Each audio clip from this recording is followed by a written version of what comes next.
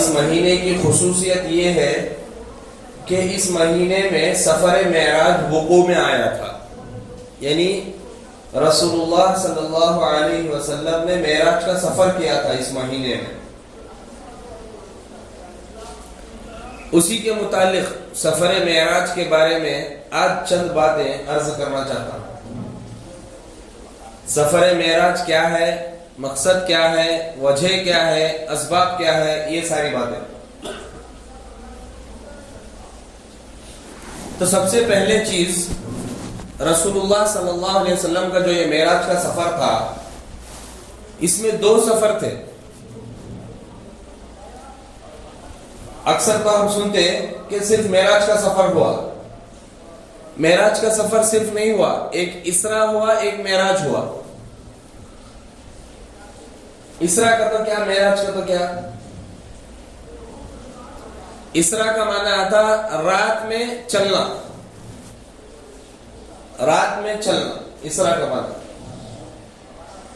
معراج کا معنی بلندیوں پر جانا، عروج پہ جانا۔ معراج بنتا عروج سے، عین را جیم سے، جس کا معنی آتا بلندی۔ بولتے نہیں الحمدللہ بھائی میرا بزنس تو بڑا عروج پہ چل رہا، عروج کا لفظ استعمال کرتے نا، اس کا کیا بھائی، انہیں بڑے عروج پہ ہے لوگ آج کل، عروج بولتے نہیں بلندی۔ تو اسی سے یہ معراج کا لفظ بنا۔ اسرا کا تو کیا، معراج کا تو کیا؟ معراج کی رات میں، اچھا پہلی بات تو یہ کہ معراج کی رات کی تاریخ جو ہے حدیثوں میں کلیئر کامل لکھو نہیں ہے۔ 27 رجب کو شب معراج ہے کہ تو کامل کوسی حدیث میں صاف طور پہ لکھ دی، لیکن معتبر حدیثوں میں کسی صحیح حدیث میں کہیں بھی 27 رجب میں معراج ہوئی کا تو تاریخ اس کی طے نہیں ہے، اختلاف ہے اس میں، مختلف قول ہے۔ لیکن رجب میں ہوئی، اس میں بھی بعض علماء اختلاف کرتے، لیکن اکثروں کا قول ہے رجب میں ہوئی۔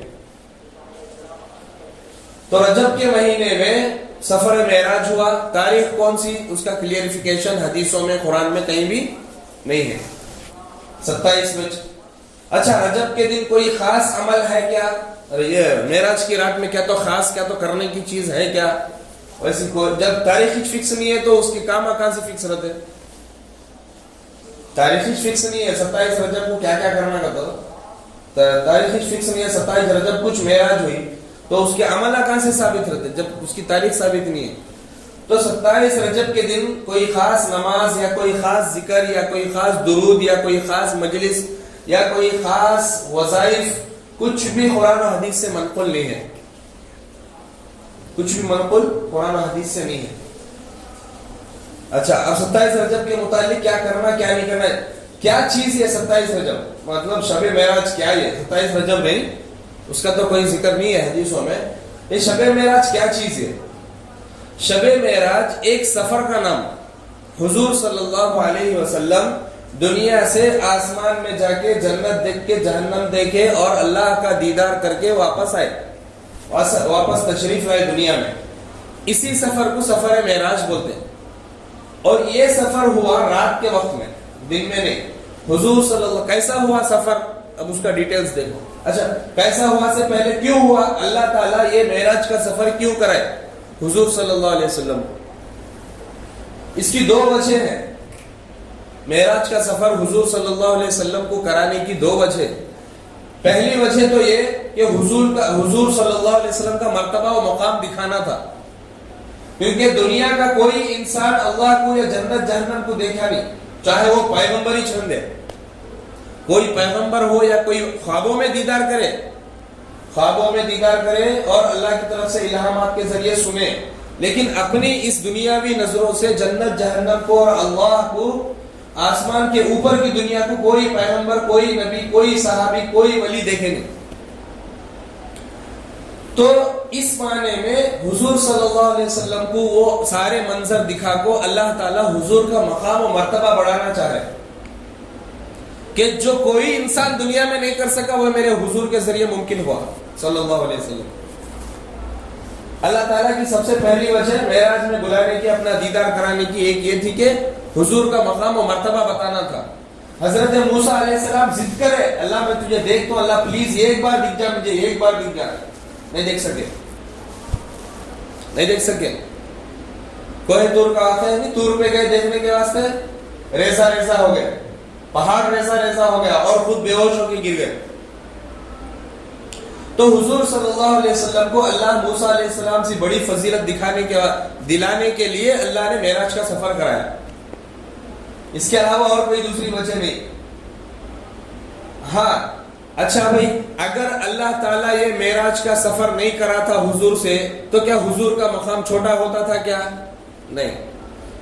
معراج کا سفر گویا کہ ایسا ہے کہ فضیلت مع فضیلت, فضیلت تو حضور کو پہلے چ ملی. اللہ تعالیٰ قرآن میں بول دیے وَرَفَعْنَا لَكَ ذِكْرَكَ, اے اللہ کے نبی صلی اللہ علیہ وسلم میں تمہارا ذکر بلند کریا, میں تمہارا مقام و مرتبہ, تمہارا جو ہے سٹیٹس, تمہارا ویلیو سب بڑھا دیا. میں اب کسی کی مجال نہیں, کون گھٹا نہیں سکتا, لیکن بڑھانے کے ساتھ ساتھ اور بڑی فضیلت دینا چاہ رہا ہوں میں, اسی لیے آسمانوں پہ بلا.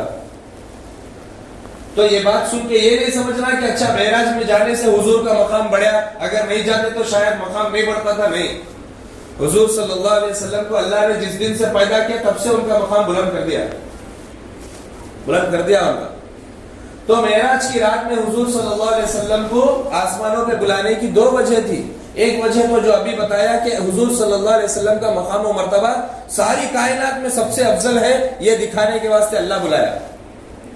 اور دوسری وجہ یہ تھی کہ جس سال حضور صلی اللہ علیہ وسلم کی معراج ہوئی, جس سال, جس رات میں, اس سال میں حضور صلی اللہ علیہ وسلم کو 3 ناگواریاں گزری اس سال میں.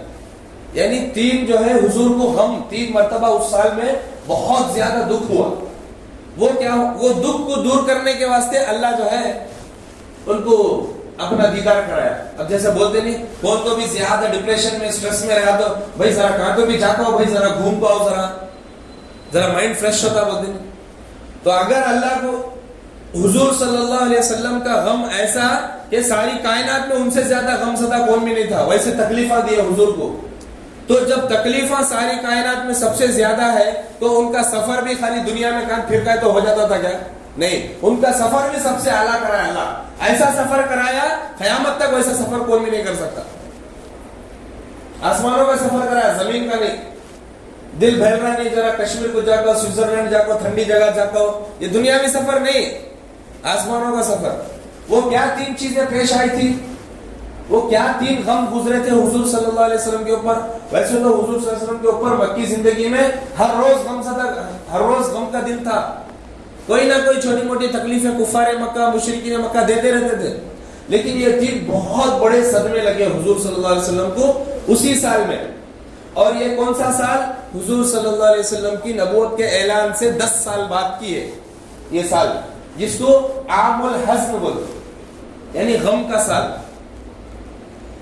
حضور صلی اللہ علیہ وسلم کو نبوت ملی 40 سال, نبوت کا اعلان کرے 40 سال کی عمر میں. اس کے بعد 10 سال والے تو حضور کی عمر کتنی رہیں گی؟ 50 سال. تو 50 سال کی عمر میں حضور صلی اللہ علیہ وسلم معراج کا سفر کرے. وہ 3 چیزیں کیا ہیں, وہ 3 غم کیا گزرے تھے حضور کے اوپر جس کی وجہ سے اللہ معراج کا سفر میں ان کو بلا لیا اللہ تعالیٰ. تو وہ 3 چیزیں, سب سے پہلے حضور صلی اللہ علیہ وسلم کے چچا, جن کو دل و جان سے پیار کرتے تھے, حضرت ابو طالب. حالانکہ انہوں اسلام نہیں لائے تھے, مسلمان نہیں ہوئے تھے, لیکن حضور کے اوپر جان نچھاور کرتے تھے. اور خود حضور صلی اللہ علیہ وسلم بھی ان کے اوپر جان نچھاور کرتے تھے. ویسے محبوب, ویسے پیارے چچا, اور کئی مرتبہ جو ہے حضور صلی اللہ علیہ وسلم کو مشرکین کے ظلم سے بچائے. حضرت ابو طالب کئی مرتبہ ان کو بچائے. تو ایسے محبوب چچا کا اس سال میں انتقال ہوا. امی ابا تو نہیں تھے حضور کے بچپن سے, ابا تو پیدا ہونے سے پہلے اللہ بلا لیا تھا. امی تو 6 سال کی عمر میں چلے گئے تھے. اب اس کے بعد دادا پالے, دادا بھی انہوں 12 سال یا 10 سال کے تھے تبھی چلے گئے. اس کے بعد پوری ان کی جوانی تک پوری پرورش کرے سو کون؟ حضرت ابو طالب, ان کے چاچا. تو ایسی پرورش کرے والے ان کی نظر کے سامنے اگر چلے گئے تو سوچو دل کو کیا گزری گی. گویا کہ انہوں چاچا نہیں تھے, ان کے باپ ہی تھے, ویسا پالے تھے ان کو. باپ بھی نہیں پالتا ویسے میرے بھائی کا بیٹا عبداللہ کا بیٹا میرے بھائی کا بیٹا کا تو ان کو ایک بادشاہ کی زندگی دیے تھے. ویسا محبوب ترین چاچا اگر دنیا سے چلا گیا تو کیا گزری گا ان کے سینے پہ سوچو. حضور صلی اللہ علیہ وسلم یہ پہلا صدمہ حضور کو لگا تھا. اس کے بعد دوسرا صدمہ کیا لگا؟ اس کے بعد چند مہینوں میں ان کی سب سے محبوب بیوی حضرت خدیجہ کا انتقال ہوا. حضرت خدیجہ رضی اللہ عنہا سب سے پیاری بیوی ان کی.